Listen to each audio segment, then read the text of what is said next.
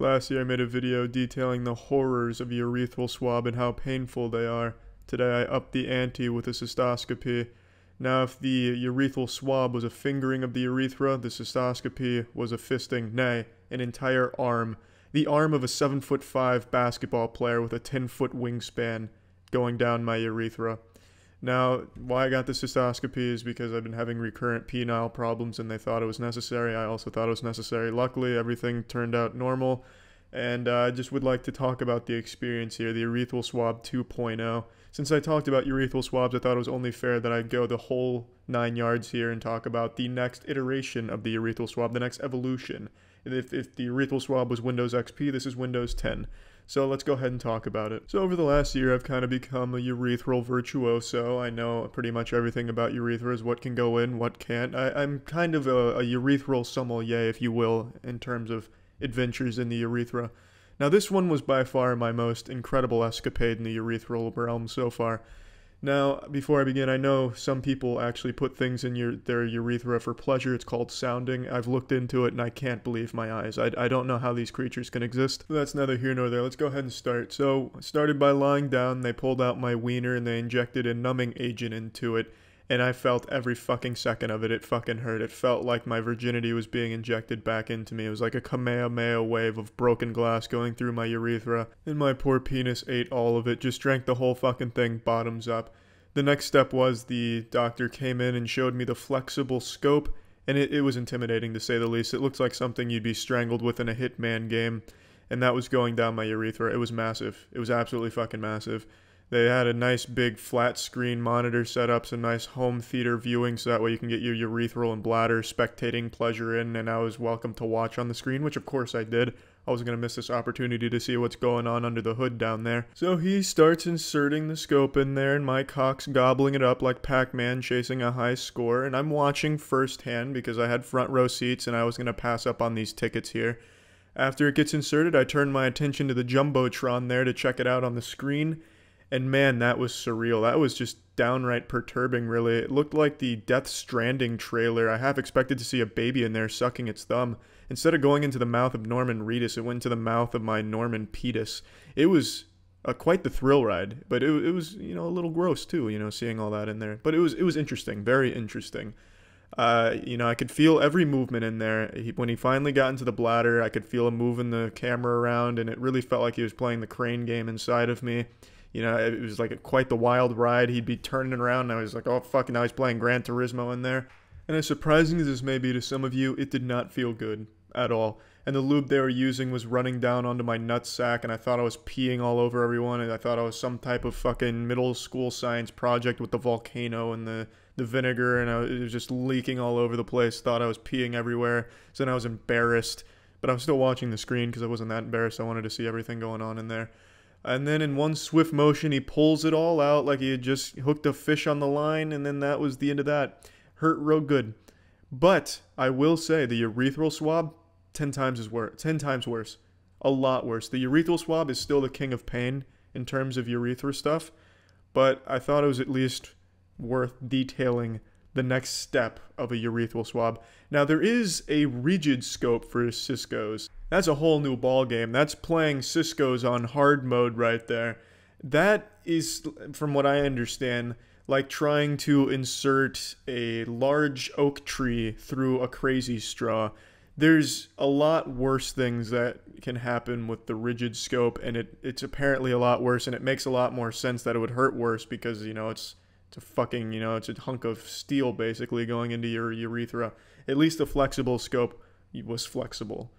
But yeah, so between the urethral swab and the urethral swab 2.0, the OG urethral swab was far more painful, but it was worth at least detailing this experience just for the sake of, you know, keeping the urethral adventures, you know, getting them out there, telling the urethral tales that you can tell your children before bedtime, so that way they too fear the urethral swabbing boogeyman and such, as well they should. So yeah, this was my latest escapade in the urethral adventures, and yeah, I should also mention post-op Cisco how it feels. It feels like I'm just constantly leaking lava. It burns and my undergarments are wet, so I'm definitely leaking, that's for sure. and it doesn't feel good. It feels like I've got some hot charcoal bricks down there. It's like I'm smuggling drugs for the drug cartel, except the drugs are nothing but hot fucking mulch in there. So that's how it feels now. Hopefully it'll go away soon. And yeah, that's it. So yeah. Good afternoon, ladies and gentlemen. It's that special time of year again where we peel back the curtain, I take off the condom, and I answer your most asked questions of the year through Twitch chat, through email, and YouTube comments. I just kind of make a mental list of the most asked questions. So let's start with the first one. Do you still play Recorder?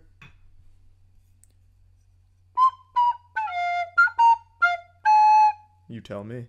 How tall am I? I'm 5'6", the optimal male height. It's what God envisioned for our species. Anything above 5'6", it just seems silly to me. Why would you want to be taller than the golden height? It's the height. I fucking hate being short. Here's one that I absolutely hate, but I have to acknowledge because it truly is probably one of the top 3 most asked questions of the year. What is your favorite meme? Fucking hate meme and meme culture. I think it's all just super god-awful and lazy. I just don't even understand the point of memes anymore. They're not even entertaining. They don't even get like an exhale from the nostril anymore. They just seem fucking silly. Odd flex, but okay. And god fucking e-meme. I hate that shit, but I have to acknowledge it because I answer the most asked questions every year. So what is your favorite meme? The only meme that I appreciate in any capacity is the oppressed gamer meme. I've answered this multiple times and even made a video answering it again, and yet I'm still getting emails about it, so I'm going to answer it yet again. Where do you stream now, since you haven't streamed on YouTube in a while? I stream on Twitch now. But wait, I thought you fucking hated Twitch. Yeah, I had a lot of problems with Twitch, the majority of which they've been actively improving on. Meanwhile, YouTube is devolving and fucking its own ass in all possible aspects.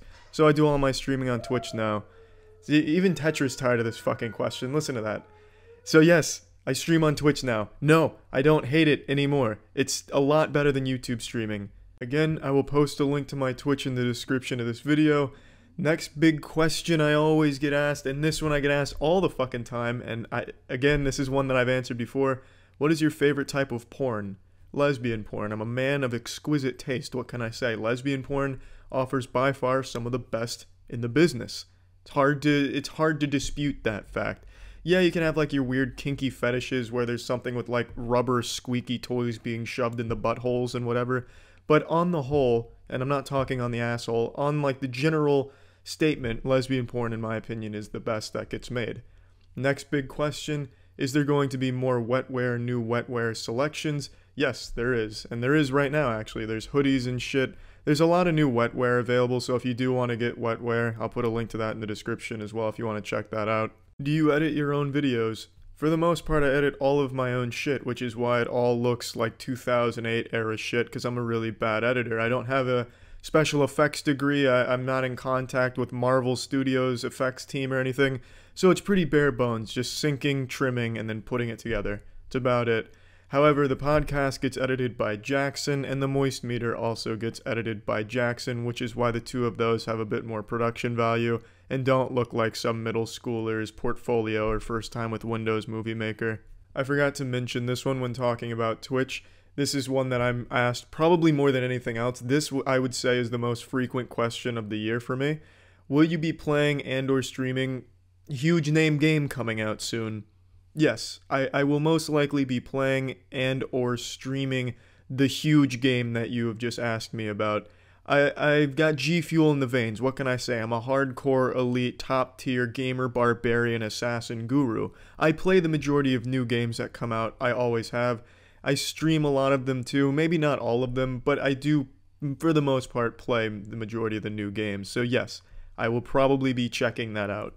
What advice would I give to a college kid? I don't know why I'm always turned to for advice when dealing with college matters and the social aspect of college, especially after I already made the video talking about how I spent an entire year of my college life, my freshman year, pretending to be an anime mysterious guy who was one step shy of having his nipples pierced and wearing assless chaps to appear different and unique. I don't know why people would turn to me for the social aspect of advice in college, but regardless, the advice I would always give someone is don't be weird. Just don't be weird. Now don't misunderstand what I'm saying. I'm not telling you not to be yourself or to just be like some carbon copy clone of every other fucking douchebag in college. I'm saying don't come on too strong and fire on all fucking cylinders. Go in there full mast, full erection, blood pouring to your throbbing member, you know, gloating about your favorite hentai to someone you're just meeting for the first time. Ease your way into someone's life, find commonalities, common grounds, small talk, and then, you know, go from there. Just, I guess it's less of don't be weird and more of don't be so overbearing. Well, I guess no, just don't be weird. I still think that's the best fucking advice. Don't be weird when you're first starting to meet people or trying to carve out your own identity in a new space. This is one I don't really understand, but I'm always asked. Are you ever going to do more of the real series, real videos?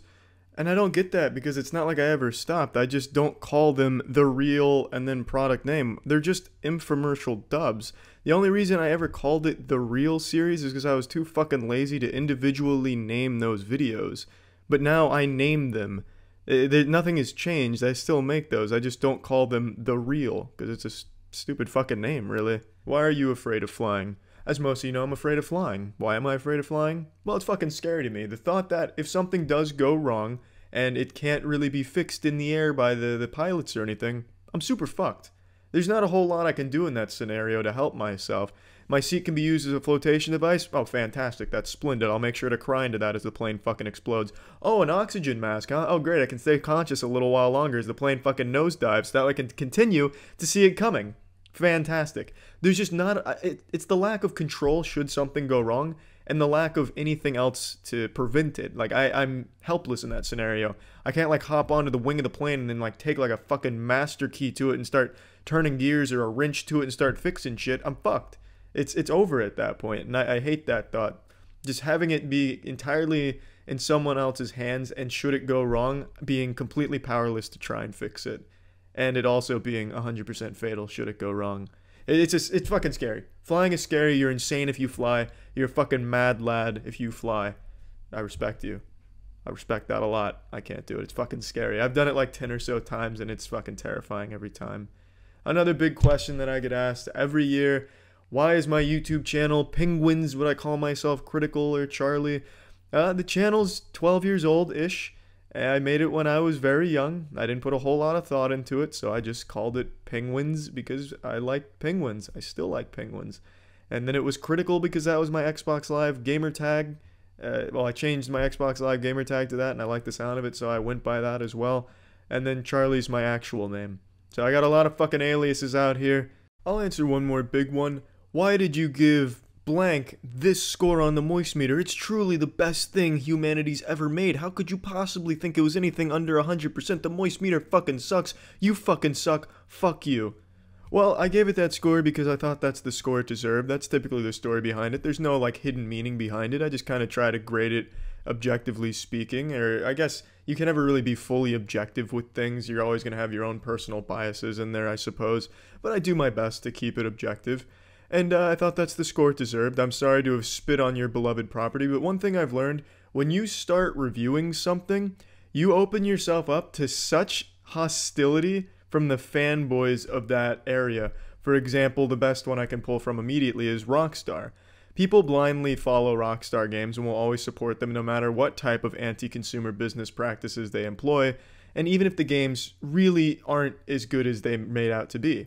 Red Dead Redemption, I gave an 80% to because I feel like that's what the game 100% deserves with its shortcomings and its incredible innovation in the field. I think it's a very good game, a game that I would highly recommend to the majority of people.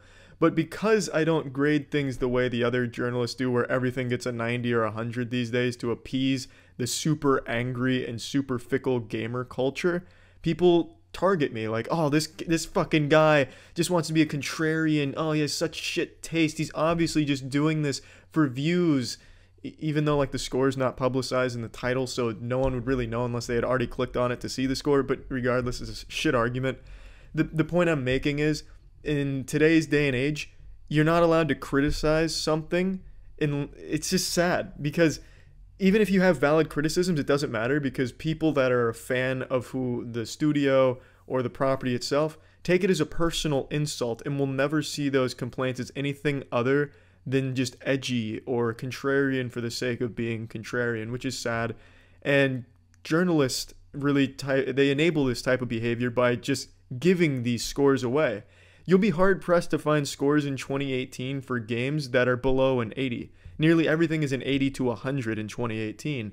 And I'll tell you right now, every game that's come out this year is not in that ballpark, not even close. So, I guess to answer the question, why did you give it this score? It fucking deserved it, in my opinion, for sure. Well, that was this year's yearly answering questions video. I hope I answered the question that you've probably asked at some point. I hope I covered most of them. That's it. See ya. Hi everyone. A question I get asked a lot is if I script any of my shit, and I don't write scripts or anything. It takes away some of the fun, in my opinion. It doesn't feel as natural when shit's scripted out, so I don't really partake in it. However, occasionally when I think of a story I want to tell, and I tell some Shakespearean tales, so there's, you know, first act, second act, climax, and ejaculation point. So there's a lot of I want to express in a story. So sometimes I'll write down little cliff notes or spark notes on my phone, just as a little reminder to jog my memory of what things I wanted to talk about with the story. And Tiana stumbled across one of my notes. The thing is, she read some of the notes, and I thought it'd be kind of fun to look at a little behind the scenes. So here's the notes I wrote for the story I told a couple days back about how I almost turned Christmas into Shitsmas. Go ahead, Tiana, take it away. Read the notes. Show them a little bit of the creative magic. Well, he wrote in quotation marks a line for me to say, tell me about your big shit that almost ruined Christmas. That's a line that starts every good Christmas tale. Took a page out of Robert Frost's playbook on that one. And then it goes, a Christmas tale Dr. Seuss wouldn't tell you. Not religious wubba-lubba-dub-dub to enlightenment. That's a very important point I needed to make. That he shit out all of his Christmas spirit. Didn't mean to disrespect House of Lord, but for just a moment I let the devil into my colon. Santa exercised my asshole.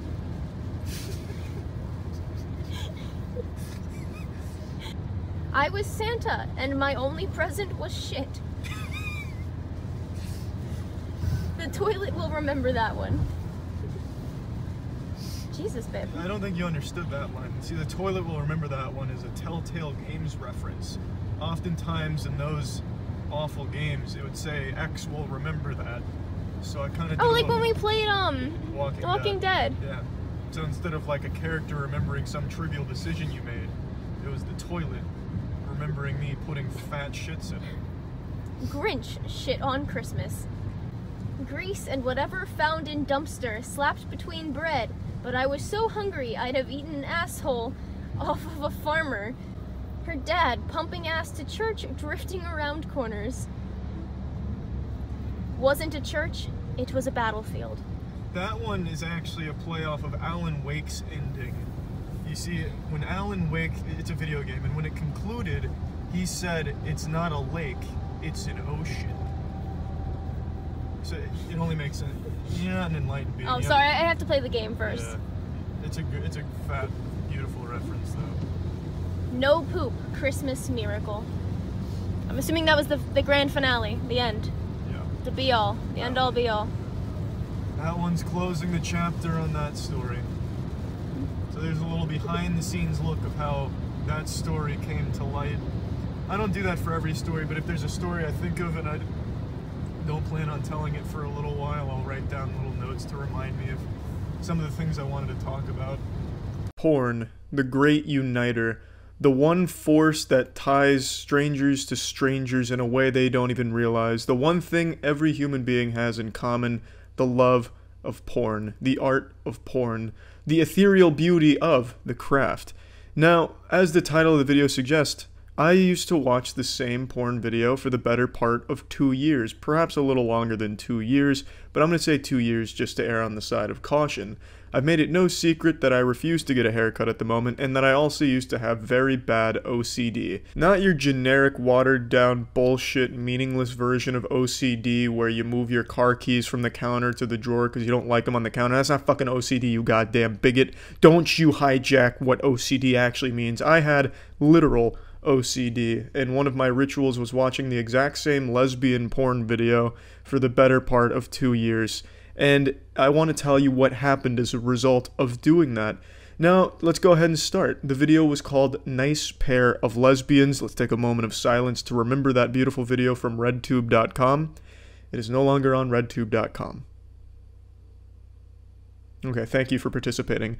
The video still exists. I know, I get emails all the time like, hey, I found that lesbian porn that you used to jerk off to, you know, that used to haunt your fucking boners. Here it is. Yes, I know it's still on the internet, but in like 240 and 360p. On RedTube, it used to be 480. 480p or higher does not exist anywhere on the internet anymore. Trust me, I have looked. But that's besides the point. That's just to give you the context of what the video is. Maybe someone else out there used to also have OCD and jerk off to this video for 2 years straight. And if so, you're not alone, my brother or my sister. You and I now share a cosmic bond, a bond stronger than the bond between a mother and her child. I love you. Now, it wasn't just watching this lesbian porno. I had an entire routine for it, like a choreographed dance routine for jerking off to this video. And I know I've talked about a little of this on the podcast before, but I still get emails asking me to talk more about that porno that I jerked off to for 2 years. So I figured I'd talk more about it. I also get emails asking me what's my Twitch account, and I'm glad you asked. It's twitch.tv/moistcritical. Go drop a follow, subscribe. Love to see you over there. I stream daily. Twitch.tv/moistcritical. Fuck yeah. But anyway, so this routine that I came up with, well, not that I came up with, that I kind of fucking cursed myself with and burdened myself with at the time. I would make certain facial expressions during certain points in the video. I would say certain things to the actresses in the video, and make no mistake, you goddamn delusional incels, the porn actresses are just that, they're actresses. They have a script of certain moves they're going to do. It's not like they're just fingering themselves and ass blasting their assholes with their fists for your enjoyment alone. It is a job, and they are actresses. Get it through your fucking skull. But anyway, I would say things to them like, oh, you're so hot, that's so sexy, I'm touching my dick to you. As if they could hear me, and as if I was communicating to them directly as like the director of this video. It was a really weird routine, it really was. To kind of give you a brief oversight of all of it, I'm not going to walk you through every step that I would do here. In fact, I don't even remember all of them anymore. But before I would watch the video, I would queue it up and let it all buffer and load, because this was a long time ago. I'm fucking using RedTube, so obviously it's a long time ago. And while it was buffering and loading, I would turn around from the video, so that way I couldn't see them, and they couldn't see me, obviously. And I would look at my penis until it was completely flaccid, entirely soft. So that way I was coming in there with like a clean canvas, and they were going to 100% get me from 0 to hero. So once I was certain that my dick was super soft, I would then sit down and get ready for the action. As it would start, I would say hello to the girls, and I'd compliment them on their beauty. The video started with a girl fingering herself, and I would compliment her on how great she was doing, and then the other girl joined in, and then I'd say hi to her, like, oh, hey, you just stopping by? Shit like that. It was really fucking weird. And honestly, I hope the NSA was watching during those times, because I would love to see those documents. I'd love to see that film. I think that shit would make for a really incredible case study on OCD, because that shit was goofy as fuck. And I would love to remember exactly all the shit that I would say. I don't necessarily want to see underage me jerking himself off into the webcam or anything. I could skip that part. But I at least want to see what I was saying to the girls during the video. But that's kind of how it went. Facial expressions, words and things I would say to the girls. It was always the same. I had to make sure I said the same things to the girls. I had to make sure I made the same facial expressions. I even made sure to keep track of licking my lips. I had certain time marks where I felt I needed to lick my lips at those times, otherwise I was disrespecting them. It was very weird. Now, I did this for, like I said, the better part of 2 years, and honestly probably a little bit more, but we'll say 2 years, and I didn't deviate from that video. I didn't venture out. That was my home. I lived in Nice Pair of Lesbians on RedTube, and they took my home away. It's not there anymore. I'd like to remind you all that it's not fucking there. It's a goddamn crime. It's a fucking sin what they've done removing that. But now, to tie it back to the title of the video, I watched the lesbian porn for 2 years. Here's what happened. What happened is I recognized how weird it was, and I started to really combat my OCD, and I started cheating on the porno by watching other videos. I did. I'll come out and say it. I fucking cheated on that porn video and watched other ones. And that's what happened. I stopped being so fucking weird through a lot of effort to try and combat my OCD rituals. I've talked about that in the past, so I'm not going to get into how I did that or the steps I took. But that's the result of watching porn for 2 years. You feel like a fucking degenerate loser, and then eventually you stop, hopefully, if you try hard enough. But anyway, that's the story for today. Thank you all. See ya. When I was a young teenager, I had a really weird relationship, and I don't mean with like a creepy uncle or anything like that. I had a weird relationship with masturbation. Now, this will come as a massive surprise to many of you Redditors out there, but when I was a young man, I was extremely religious. I got baptized twice just to make sure the Lord took notice in case he missed the first one. I wanted to make sure he took notice and saw that I got baptized. And this led to a lot of fear, especially when it came to my penis. I was fucking afraid of my wiener. But like all young men, those hormones are pumping and you just gotta slap that skin flute around to show it who the boss is. And when I did masturbate, it was a fucking nightmare. I'd sometimes cry after it because I felt like this sacrilegious act condemned me straight to hell as some kind of unforgivable sin where the devil knew I masturbated and made a special room in hell for me. It was rough. If you listen to the official podcast, I've kind of talked about this a little bit in the past, but I used to ask my parents permission to masturbate and then ask them like a million times if I was still going to heaven if I did. It was bad. It was bad. And the reason why I'm saying this today is because I felt like sharing a story that I just remembered because I was going through some old boner jams. I was looking at old music and I came across Bullet for My Valentine. Bullet for My Valentine is a metal band and they used to be my favorite band during this time period, during all this here that I was just talking about, setting the stage. And Bullet for My Valentine made it impossible for me to jerk off. I don't mean like the band themselves, like the band members didn't come to my house and slap my dick out of my hand every time I was about to jerk off, but I owned one of their posters that I hung on my wall in my room. It was the only poster I ever owned, and the only reason I bought it is because I saw in like old 90s and 2000s movies, the cool kids always had like a ton of fucking band posters and shit, like Misfits and Green Day with the Beating Heart, and I was like, shit. You know, they're kind of cool. I'll try that too. So I went to FYE. I don't know how many of you even remember FYE. That's like the Blockbuster of music. FYE was a place that sold CDs and some DVDs. You could buy one CD and a pack of gum for like 90 bucks. That shit was a straight up fucking scam. But I went to FYE and I picked out a Bullet for My Valentine poster. And it wasn't a very cool poster. It wasn't like album cover art or anything like that. It was just a picture of the band members all staring at the camera. So when I hung that on my wall, it looked like those pictures in old cartoons where the eyes would follow you around like some Scooby-Doo shit. It was a kind of fucking weird poster, and it was the only thing on my wall, so I had this white fucking wall. It'd be like this. If I hung that poster right next to the Redline one and the Redline one wasn't there, it was just a completely empty wall with this one poster. It looked like some kind of religious thing where I'd like light candles in front of Bullet for My Valentine and pray, hoping to summon their spirit into my house or something. It was fucking goofy. But I thought it would help make me look cooler, so I'd take like some pictures in front of it and post it on MySpace, like, hey, I got a band poster and shit. They're a pretty popular band, people liked them, and to be fair, their music still absolutely slaps. I was listening to The Poison today, and that album still has some absolute bangers on it. So I was like, okay, this was a good idea, this is cool, people think I'm a little cooler now because my room's got Bullet for My Valentine poster in it. But when I wanted to masturbate, I realized a massive problem. I hung the poster in the middle of the wall directly behind me. And my room was very small, so I could reach out and touch it like here, and I had the poster right behind me, like it was my shadow. And the poster was looking over my shoulder. It was directly behind me. It was like Bullet for My Valentine was always staring at whatever the fuck I was doing on the computer at this time.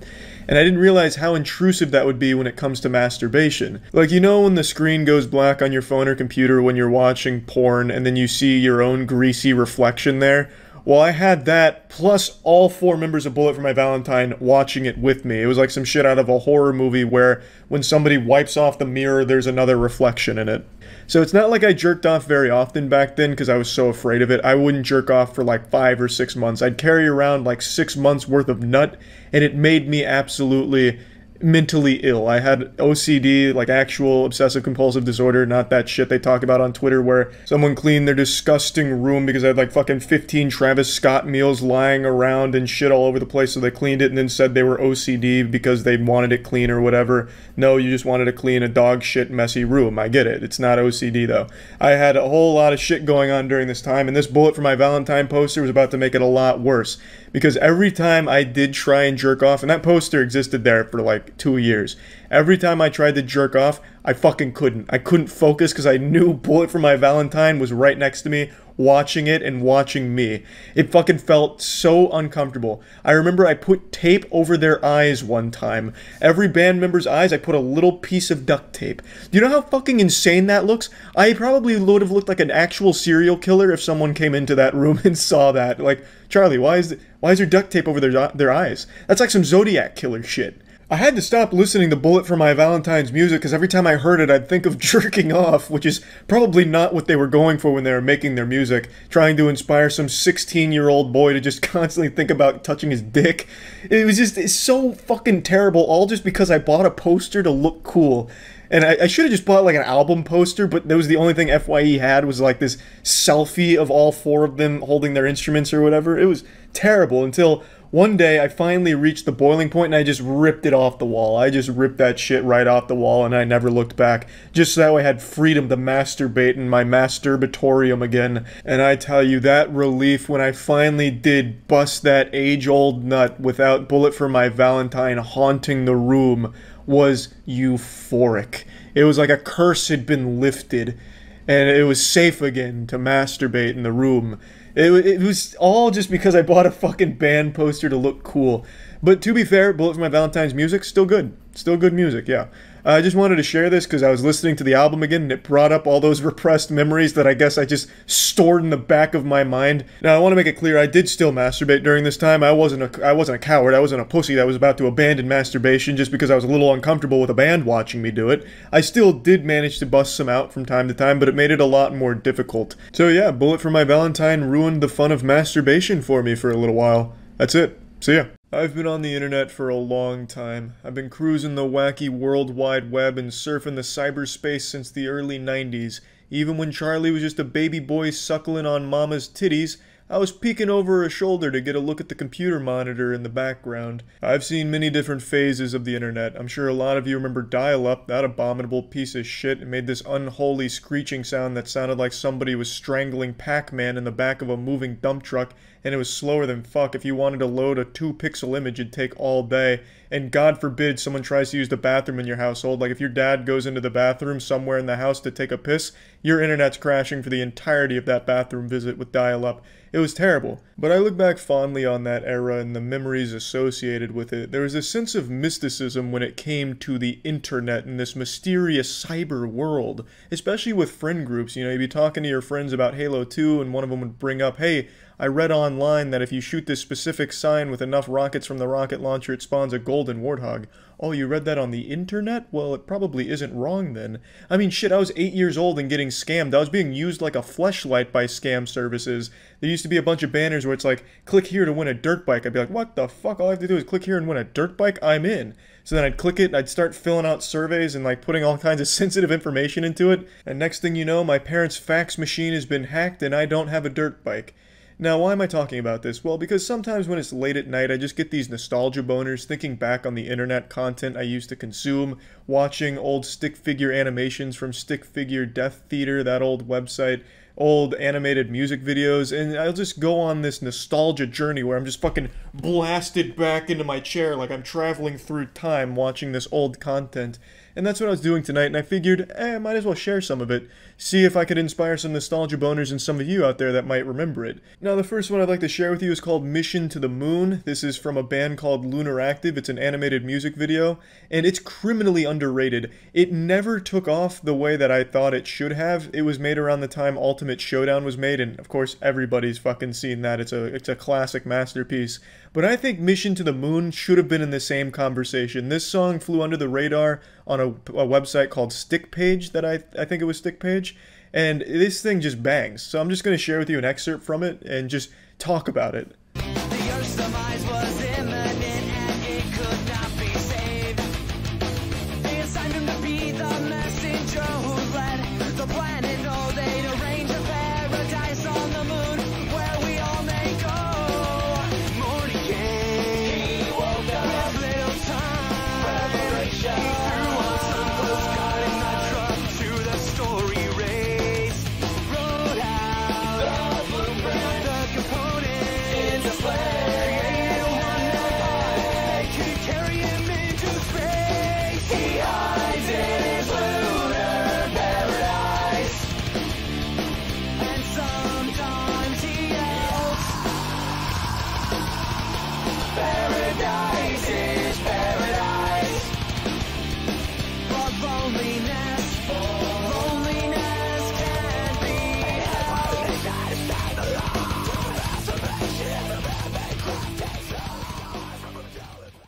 This thing just absolutely slaps. I'm not going to spoil the ending for you since the song is a story about a man who was tasked with taking humanity to the moon where aliens built a paradise for us because they knew that the Earth was about to explode.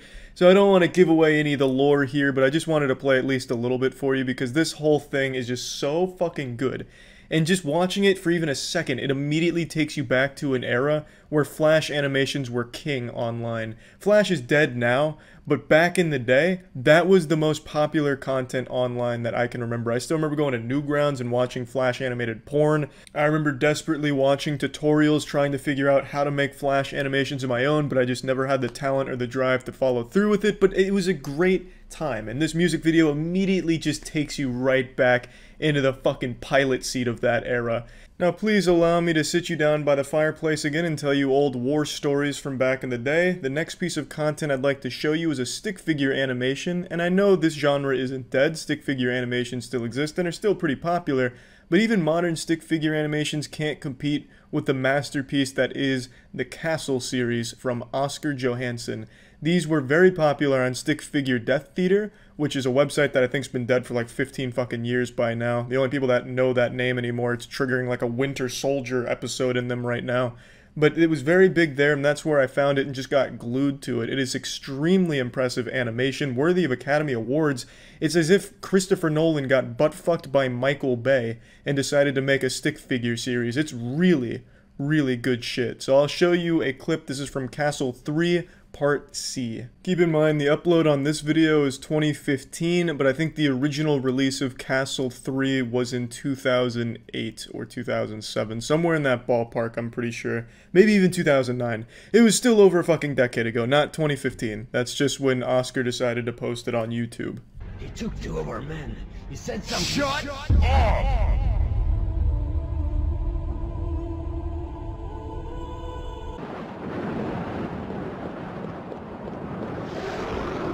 Look, it has begun. Hold it! What are you gonna do? Kill me?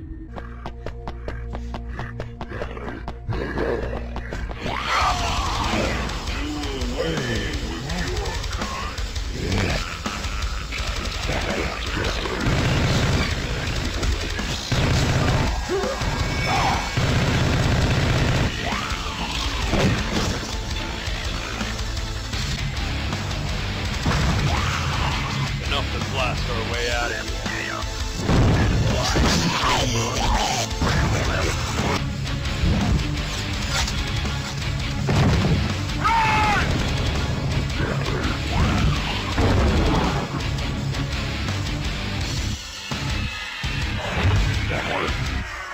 Not only is the action super stylized and super well done, but also the music and audio design is top notch. I fucking love the soundtrack to the Castle series. Makes you want to pump your fist and shit your pants. It also has a really interesting story with a really interesting group of characters. It's the whole package. The Castle series is an absolute joy. Now, there was going to be a Castle 4, which was going to be the conclusion to the storyline and just wrap up the whole franchise, but as of 2018, Oscar has moved on from the project and put it on hold indefinitely, stating that he just doesn't have the drive for it at the moment to put everything into it that he'd want to, which is understandable, but still is a bit of a shame that we won't get to see the ending to Castle series. But still, the series stands the test of time. It's been over a fucking decade, and it is still top-notch, one of the best, if not the best, stick figure franchise that I think has ever been animated. It's so fucking good. Next up, Flash games. Addicting games, mini clip, the two classics, the two titans of entertainment during the old middle school years, and nothing was more fun or more popular than the helicopter game, the original Flappy Bird.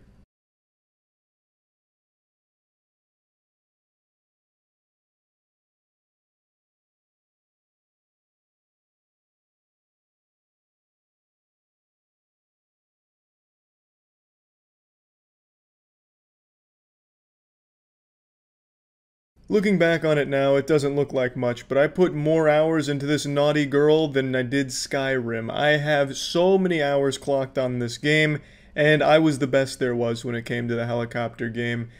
Truly a classic. Now, of course, during this time, RuneScape was also popular, as well as City of Heroes. Those were two games that I sunk a ton of time into. Both of these games still exist, RuneScape in an official fashion, and City of Heroes through private servers. I've streamed both quite a bit, so it's not as nostalgic to go back and watch videos of the games there, because I can still play them, and they're still just as good today as they were back then.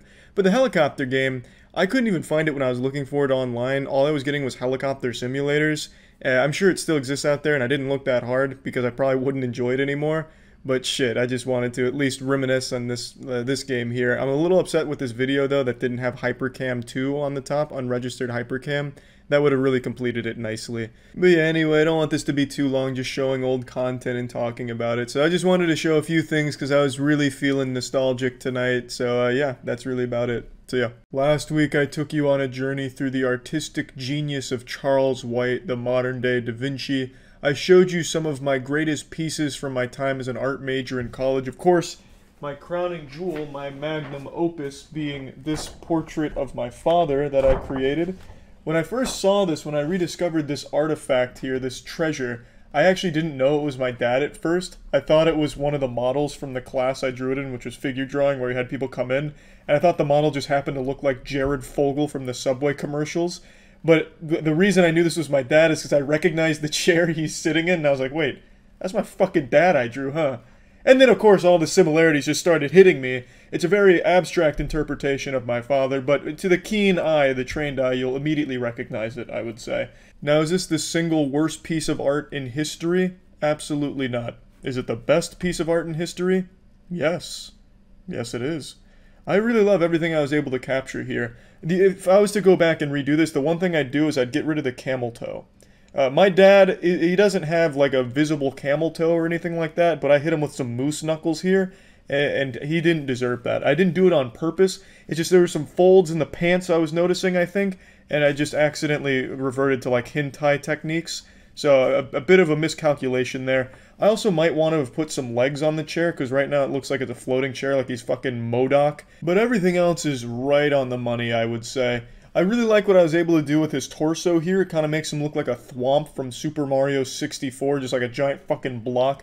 He's not like this wide or anything, but I was playing with dimensions, of course. As an artist of my caliber, it's nice to distort reality a bit and play around with proportions, which is, of course, I was experimenting here with great success.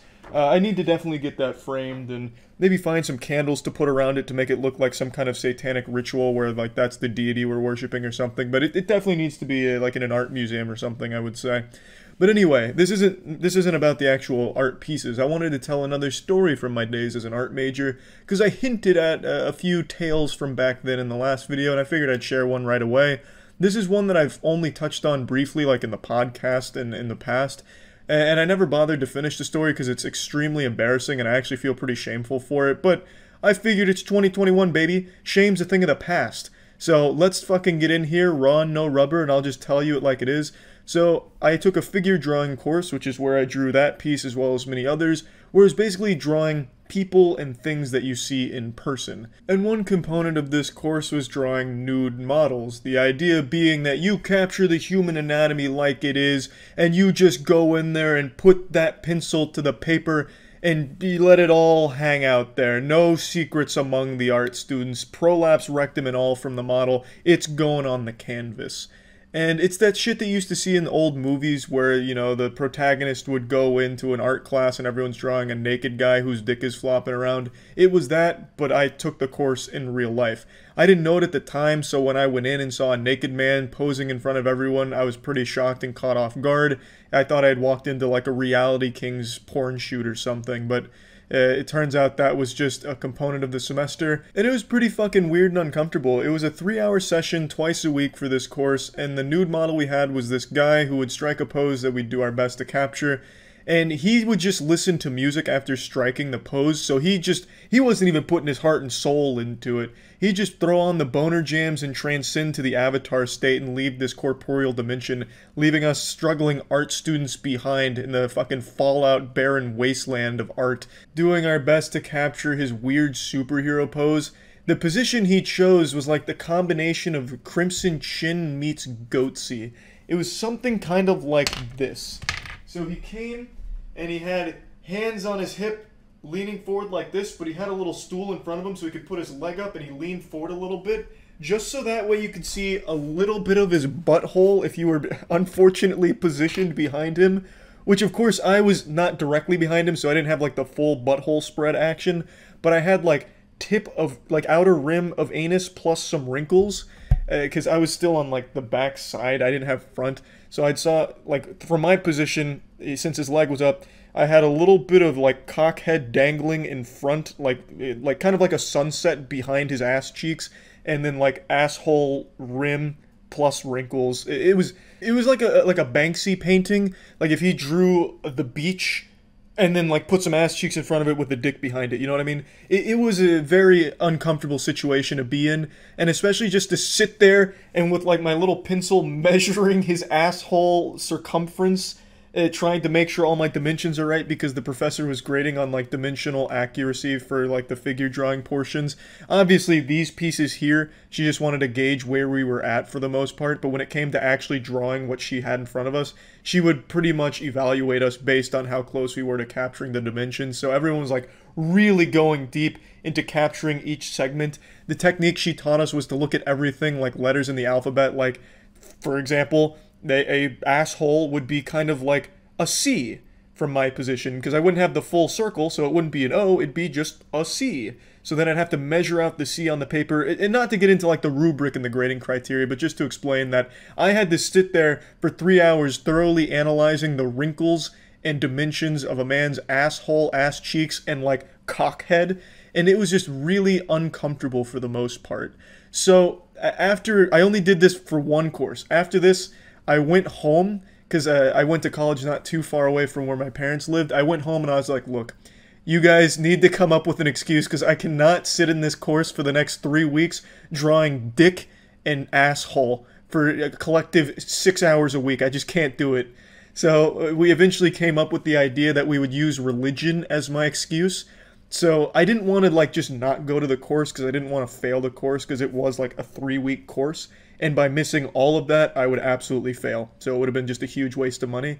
So we used religion as like the scapegoat. So I had my parents send her an email, like acting all outraged, like, how could you have our son Charles drawing butthole in your course? This directly goes against our beliefs in the Lord and his teachings in the 10 Commandments in the Bible. This is absolutely unacceptable. Charles will not be attending the course, and we expect he will still get full credit, because we wouldn't have allowed him to take the course if it was disclosed beforehand that nude model drawing was a requirement. It sounded like something a fucking Scientologist would have written, except far more polite. They weren't like mean about it or anything. It was just using religion and the inability to see butthole and cock as an excuse to not go to the course for 3 weeks. And they sent it. And then she sent me an email and then talked to me saying, look, she understands. She apologized to me, but she didn't need to do. And she still gave me credit and told me just to sit out the 3 weeks and come back towards the end. So, yeah, I got out of drawing that by using religion, the ultimate excuse. It was a genius plan, to be honest, and I feel really bad about it. And the reason I've never told this is because I really am super embarrassed. I should have just toughed it out and drawn more dick and asshole, but 6 hours a week thoroughly measuring a guy's dick and balls and stuff, it just wasn't exactly what I had signed up for as an art student. It never even crossed my mind that that would be one of the art curriculum, like part of the art curriculum. So I just kind of panicked. I was like, look, I just don't want to keep doing this. I really don't. I'm not trying to get into like furry porn art or anything. I just wanted to make some cartoons, not these kind of cartoons. I just wanted to get out. I felt trapped, and of course the only out was playing the religion card, and luckily my parents were on board to send that email, and I still got credit. I still passed the course, and yeah, that was that. So I still feel bad about it, like lying to her, because she was a super sweet professor and just a really nice person all around, but I just really didn't want to keep going to that course and doing that for 3 weeks. But if I do now have the tools to draw asshole if I'm ever in a situation that calls for it. Like, let's say I'm in a situation where a bomb is going to detonate and the only way to defuse it is by drawing the villain's butthole. I would be able to capture his brown balloon knot down to the millimeter and save the day. So it wasn't a huge waste of time or anything, but, you know, I never finished the course, so maybe I wouldn't even be able to fully figure out how to capture a butthole, but I feel like one course was probably plenty. But anyway, that's about it. See ya. If you've been around the channel for a long time, you might remember that I used to make one video a year where I'd address all of the most common questions that I'd get for that year. It was a big event, you know, people looked at it like a second Christmas if Santa Claus was a greasy, gamer-gunked little goblin. And I don't do that anymore these days. I've buried that tradition because I stream every day on Twitch, so I'm always answering the most common questions anyway. And since it's Twitch chat, I'm always answering the same 3 questions over and over again. It's like in fucking 51st Dates with 10-Second Tom. But just like last year, I thought it might be fun to do it on YouTube as well, because obviously not everyone's going to the streams. It's their loss, they're missing out on a few extra inches on their penis, but what am I gonna do? You know, I'm not their dad, I can't force them. So why not just answer those common questions in a YouTube video so that way everyone's caught up on the lore. We'll start with the one that's been getting asked a lot recently, which is about the kitty. Yeah, I recently got a cat, and not because I'm a bandwagon follower. I know a lot of other YouTubers also got cats. This was actually a cat that was left behind outside of a PetSmart in a box that Tiana and I just decided to help nurse back to health, and eventually just decided the cat's too cute to not keep. And a lot of people have been wondering if we finally decided on a name. The answer is no.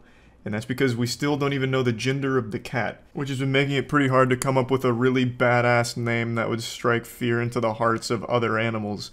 As I mentioned before, the cat was unfortunately born with a birth defect in its ass. I forgot the name of it, but fundamentally, like, the colon doesn't really connect to the anus, or it's extremely narrow, and it's a very serious problem, but we did get the surgery and the cat's been doing better, but because of that, it's been really hard for any vets to properly gender the cat. I didn't know this, and maybe because I'm a big fucking stupid idiot, but cats don't have, like, visible testicles when they're that age. I just assumed all cats were hanging dong, but I guess that's not the case. The proper procedure is to go into the ass to figure out the gender of the cat, which, because of the problem the cat was born with, has made it really difficult, so we still don't know the gender, so still haven't really decided on a name. This next question is one that I've been asked every year, a million times a year, since I became a little more open with all of you with my face and a little bit about me. It's, why are you so short? A real brain-bustin' goofy one. Yeah, I don't know, I guess I'm just cursed. I got unlucky. Osmosis Jones stunted my growth when I was 14. I don't know what you want from me. I don't know why I'm short. It's not like I enjoy being short. I'd prefer to be taller. I think that'd be great. But it's something I have absolutely no control over. Someone gathered all 8 Dragon Balls and made a wish that I'd be 5'6", and god damn it, that's where I've stayed since I was like 16. It is what it is. Me going outside and angrily shaking my fist at the clouds isn't gonna do anything to help me get taller. I don't know why so many people ask so many questions about me being short. Yeah, I suppose I'm just a circus freak at 5'6", I don't know. But I've answered this every single year for like 6 years now, and I can't wait to do it again next year. While we're on the topic of repeat questions, this is one that I also always get asked is, why am I so negative? I just disagree. I'm not negative, pussy. You're the Debbie Downer, not me. I'm not negative about things.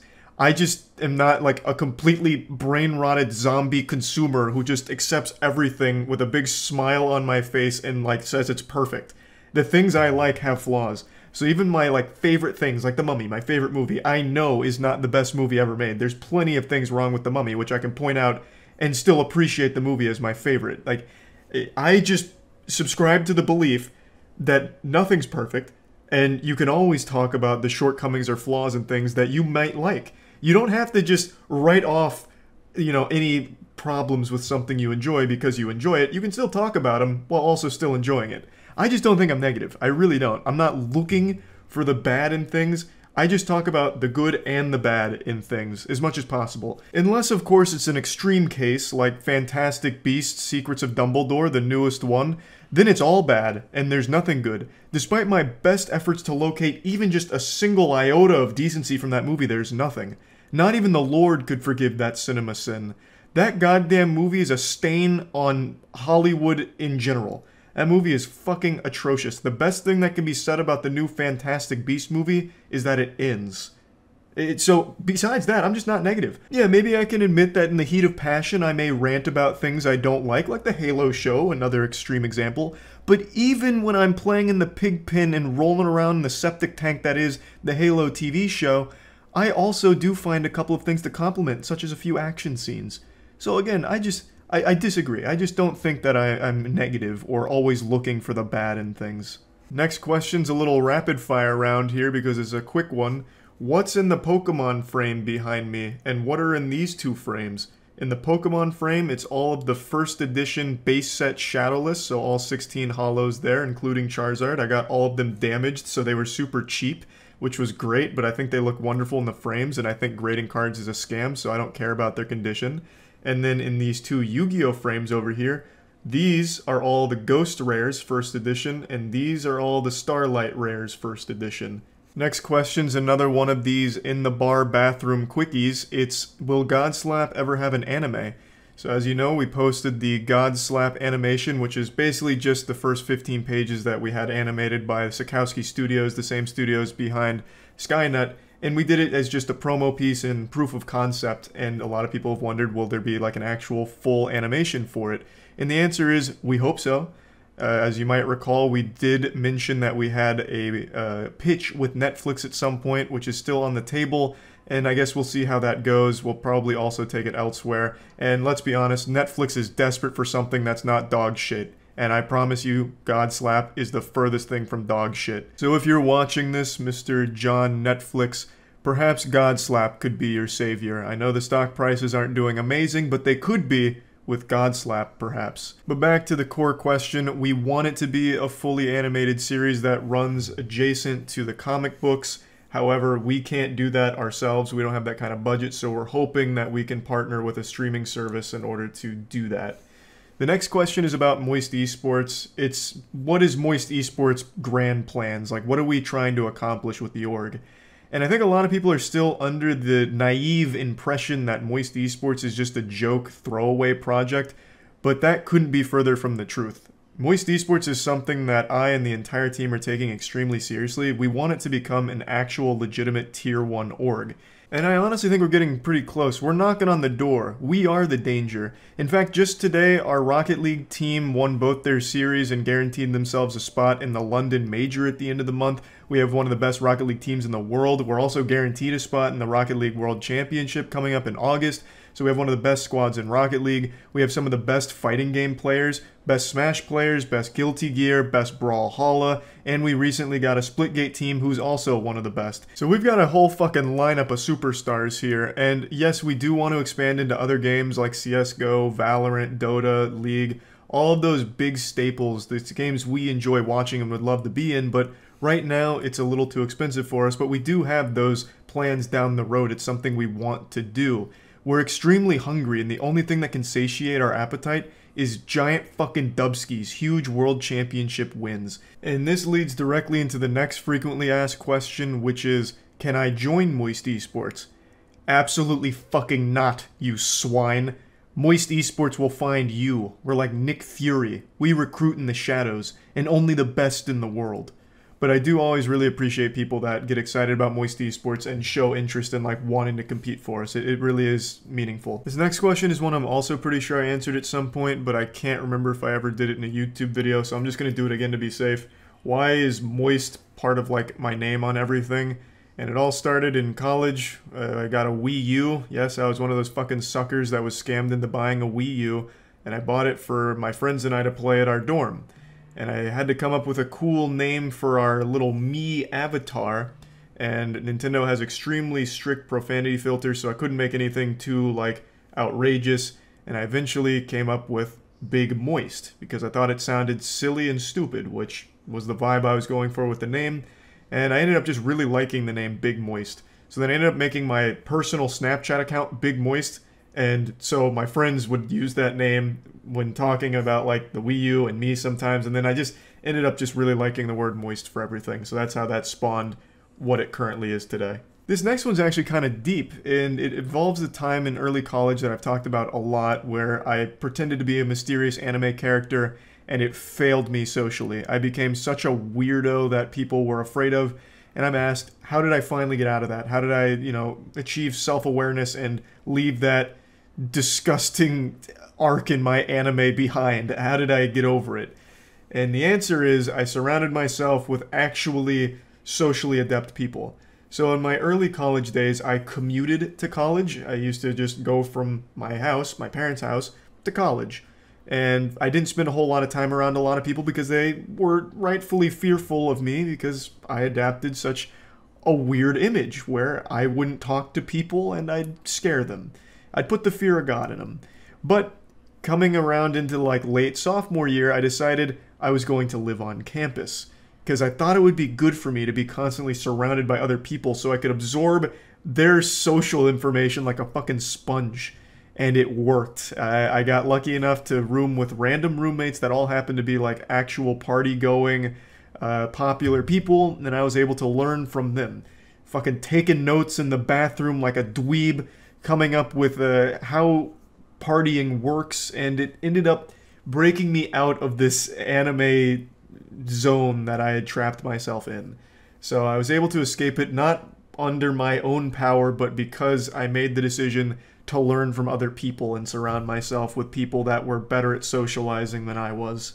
And they were actual angels. They were nice enough to take me to parties with them as like their little Padawan, and I was able to suckle from their bosom and learn from them. I am forever in their debt for being nice to me and actually taking me to parties and to meet people and stuff. Because without them, I would probably still act that way in public, like that loser I was in the first year and a half of college. Let's pick up the pace here, increase the BPM. Will I ever fight in a YouTuber boxing match like Creator Clash 2? No. I don't feel confident fighting anyone over the age of 12. I don't want to get hit. I'm afraid of getting hit, but I'm confident that I could beat anyone 12 and under because I think I could just have a flawless victory where I would be able to brutalize them without them actually being able to land any hits on me. Next up, why am I afraid of flying? Well, it's because if something goes wrong and the plane crashes, everyone dies, and that doesn't sound turbo cool to me. It sounds pretty awful. And I understand the statistics. It's pretty rare for something like that to happen, but it doesn't change the way I feel about it. I'm still afraid of it. Another easy layup here, why am I not afraid of horror games? And it's because I've played so many of them, I just never really get unnerved anymore. I never get startled by jump scares, except for very rarely.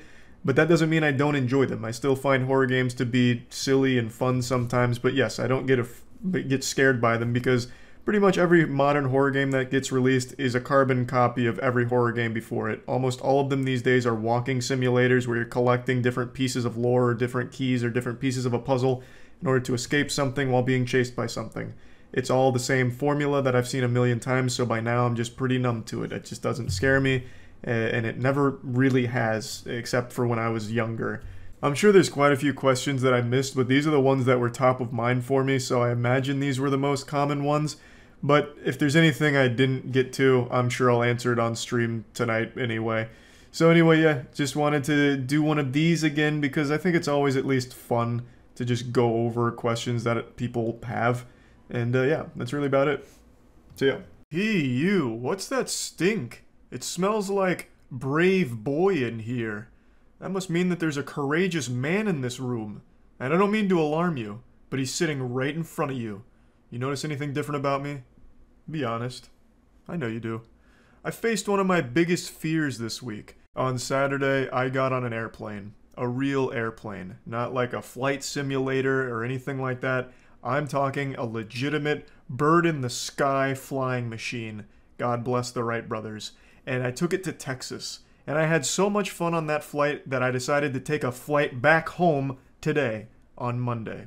I know that doesn't sound impressive to pretty much any of you, but to me, this was a huge deal. You know how people have like phobias of spiders and no one gives them shit for it? Well, I get shit all the time for being afraid of flying, and you know what? I said, fish paste with this. Dirty barnacles. I'm getting on a plane. I've had a fear of flying for as long as I can remember. I think prior to this flight, I'd been on about 10 planes total. The last time was in 2016 to California, and I've always hated it. It's always been terrifying to me. Yes, I already know there's people on the keyboard right now, fucking steam and smoke coming off their fingers, furiously typing about how safe they are and all the statistics, and I know that. I get it.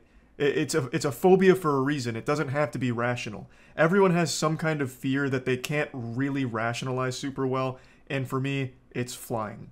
I just find the whole idea of a plane terrifying because if something goes wrong, the stakes are so high. Plus, you're also trapped in this giant metal tube in the sky for hours, so if you have an emergency, like you break your arm, start choking on your bubblegum, you can't, like, get medical attention. Well, aside from, like, the Heimlich maneuver, but, like, you see what I'm saying? Like, if you have a medical emergency, they can't exactly just pull over to the nearest air hospital. You know, it's not Bioshock Infinite. We don't have, like, just floating buildings that you can pull into or anything. So you're just trapped on there until you touch down on the ground whenever the flight is done. So it's just the whole idea of flying has been scary to me for as long as I can remember. But this weekend was a very special weekend. There was a massive event that I didn't want to miss. I needed to be there. It was the RLCS World Championship, the Rocket League World Championship, a $2 million tournament where our esports org, Moist Esports, was competing. We had locked in top 8, and we were starting on Sunday to try and take home the grand prize and the big trophy, the big clams. And I wanted to be there in person to support the squad. I would do pretty much anything to support Moist Esports. I am so passionate about it. I absolutely fucking love it. So I knew I had to be there for our team.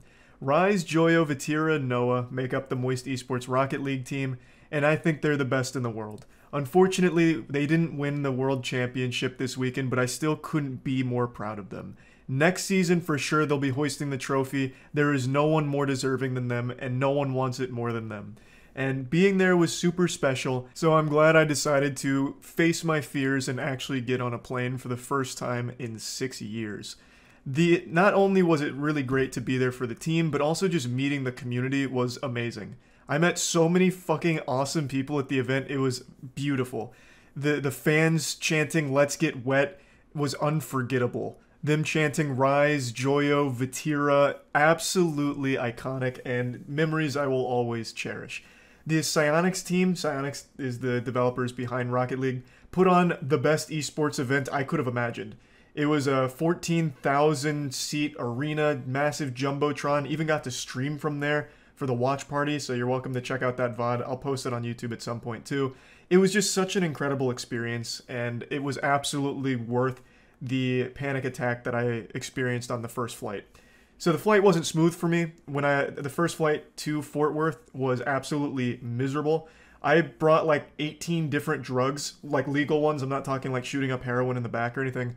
I brought like Dramamine, Afrin to like open up my ears and everything. Just tons of different fucking things. I was damn near ready to start bringing in shungite. Get like real spiritual with energy crystals. Because I was just panicking. And unfortunately, on that journey there, within the first 15 minutes, I had a full-blown panic attack. I thought my throat was closing up. I had shot like 6 squirts of Afrin into my nostrils, so I thought I was just gonna like OD in the back of the plane. The flight attendants come by with the cart of snacks and just find my corpse wondering what the fuck happened, like I just got attacked by a nasal decongestant. I flew with friends, of course, and they did a great job of helping keep me calm and get through the panic attack. So that was very helpful. Ended up watching a movie and simmering down a bit. But yeah, the journey there was not pretty. It was not pleasant. It was pretty traumatizing. I didn't think I was going to make it. And it was entirely in my own head too. Like, it had nothing to do with the actual plane or anything. It was me overthinking it and just, again, falling to fear. But got through it, made it to Fort Worth, and had a wonderful time. And thankfully the flight back was a lot calmer. No panic attack or anything, just buckled down, watched a bit of a movie, even took a nap. And that was all she wrote. We landed, everything was nice and smooth, so that one was fine, but the first one was absolutely rough. I think the question on everyone's mind now is, will I fly again? And I'm super happy to say, fuck no. No, nope. I don't plan on flying very often. For the next Rocket League World Championship, maybe I'll hop back on the plane, get back in the saddle, and get out there. But I think I'll probably just stick to like ground transportation. Even though the second flight was a lot calmer than the first one, I still wasn't happy or comfortable. I was still very scared out of my fucking mind and nervous. And the entire week leading up to this was nothing but stress and anxiety. I think across the 72 hours prior to Saturday, I slept maybe 6 hours total. Maybe. And that's being generous. So it has been fucking miserable. So I don't really plan on becoming a frequent flyer, but at least I faced my fears this week, and I know I can do it for like big events, you know, that really, you know, get my engine revved and get me wanting to get out there as quickly as possible. I know now that I can at least face them. So I think this was a fucking great week all around. I'm super proud of Moist Esports Rocket League team, and I can't wait to see more from them. I think the future is very, very bright. And yeah, I just wanted to talk about this a bit, and that's it. So yeah. I think the most common questions human beings ask one another are, the way I'm phrasing this already sounds like some kind of alien who's studying our species, but I think the most common questions people ever get asked are, what are your favorite or least favorite somethings? Or what's the best or worst blank? Example, what's your favorite food? What's your least favorite movie? What's the worst date you've been on? What's the best note you can hit when singing? For me, it's this. That kind of thing. It's a super common question everybody asks someone new that they're meeting for the first time, but it's a question that I feel 99% of people don't have an answer to, because it's pretty difficult to choose one answer to those questions, because it's not something you really think about. But I am not 99% of people. Sheep. I am 99% gamer. So I've always tried to come up with an answer to every conceivable question that goes in this format, and last night on stream, chat asked me, what is the worst pain I've ever experienced in my life? And I didn't even have to think hard about it, because I already knew. The worst pain I've ever experienced in my life was a urethral swab at like a standard STD checkup at my urologist. An STD checkup I didn't need, mind you. I wasn't down there sporting anything alarming, but I got it just because he asked. And being a hypochondriac, anytime I'm asked to do like testing or whatever, I just give it a big ol' thumbs up and say, let's run it. And what a mistake that was. He informed me that it was going to be a urethral swab for this procedure, and this being my first time doing an STD check, I thought it was standard protocol, and in my head I pictured that it'd just be like a really tiny doohickey that he'd stick into the tip of my wiener hole and pull it out, and that'd be that. But my worst nightmares couldn't have prepared me for the gizmo he brought out. It wasn't small. This man armed himself with a medieval pike with a cotton ball on the end. And I knew right away this was going to turn into something so much worse than I could have possibly envisioned. I talked about it on stream as well as another similar experience, so I'll go ahead and play those clips. But it really is horrible, so I want to front load this by letting you know, never do a urethral swab under any circumstances. My voice is cracking out of fear just reminiscing on this. I swear to God, he brought out like a fucking train spike to shove down there. Like, he basically got out like a wooden spike, like he was trying to drive it through the heart of a vampire through my cock. It was brutal. And I think it did cause like serious damage. What's the worst injury you've ever had? Thanks, Resubsagi. You're gonna think I'm memeing, but I'm being super serious. I made a whole video on this. I got a urethral swab, and it is probably still to date one of the worst pains I've ever felt. I went to a urologist for just like a general checkup thing, and for some reason he decided to administer a urethral swab, and I had never felt such excruciating agony. Didn't you say you had a wet dream right after the urethral swab too? It's been so long now, I can't remember if I had a wet dream. I think I did. Because I vaguely do remember coming and it being really bad from it. But I can't remember if I, like, jerked or if I had a wet dream. It's been too long now. But the thing is, like, he put it in and then he, like, swishes it around. Just, like, tearing it up to cause maximum damage. And then I was just bleeding for days. I had to call in a prescription for some kind of, like, penile injury thing. Why didn't you request a female doctor, or did you not care?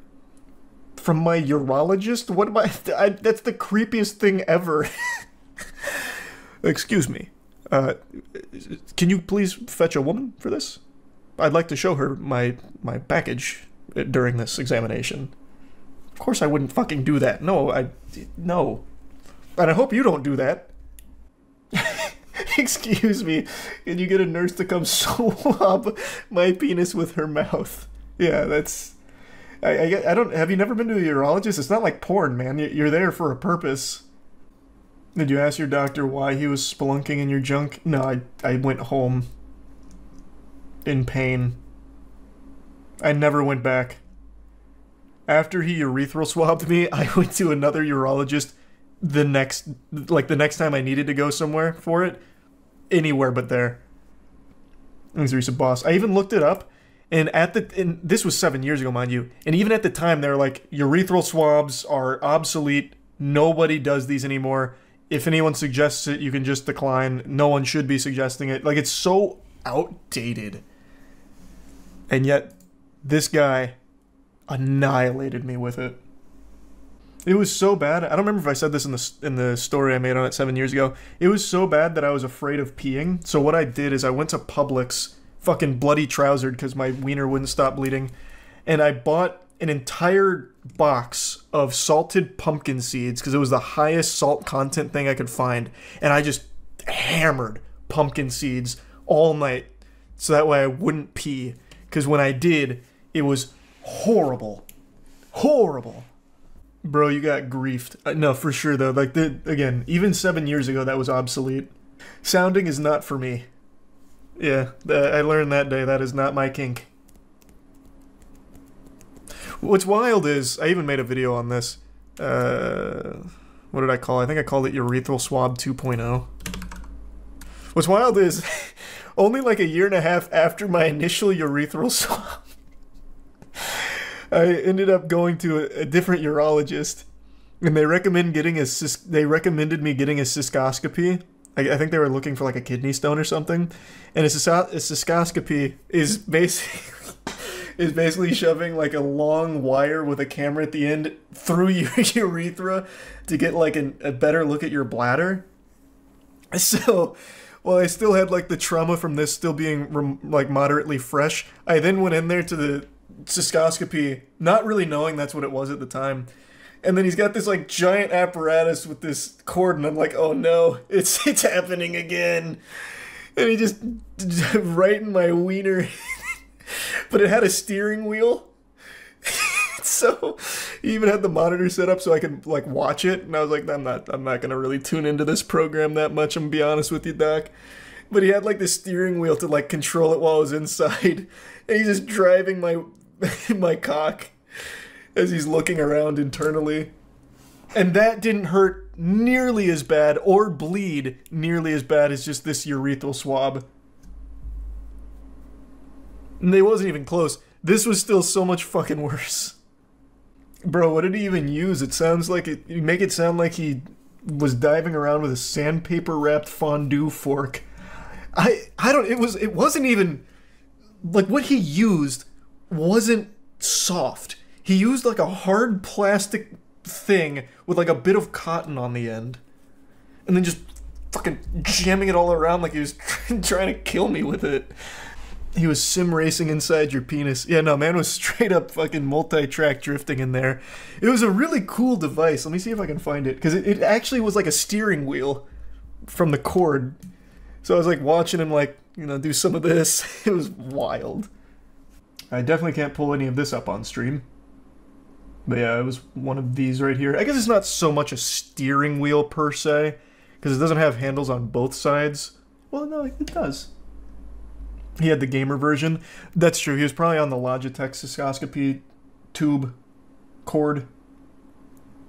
You had a whole episode of Magic School Bus. Yeah. Moral of the story, though, don't get a urethral swab. Wow, I struggle with that word a lot. The cystoscopy wasn't too bad. That was discomfort for a little while. This was misery for days.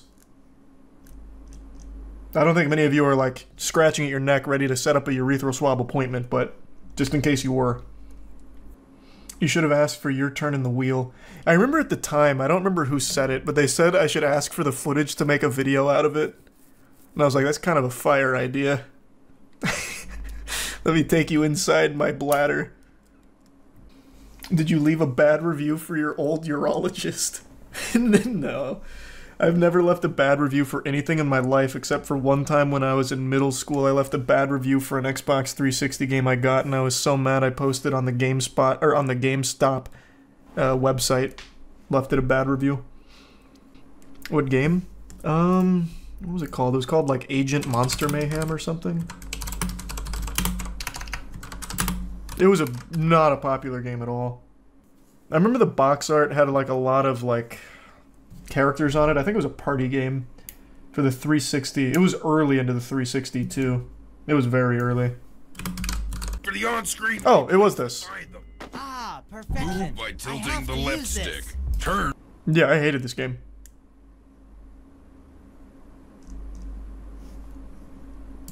This is the only thing I've ever left a bad review on in my life. Do you think your review is still online, and could you find it? Let's see. I'd know it if I saw it, but I don't think GameStop does reviews on their site anymore. I remember I said... I used profanity, so maybe they deleted it, because I remember I said, like, the game sucked shit. How is it so bad? I don't know, I just remember hating it. I couldn't even remember the game's name. I don't know what made it so bad, but I really thought it was trash.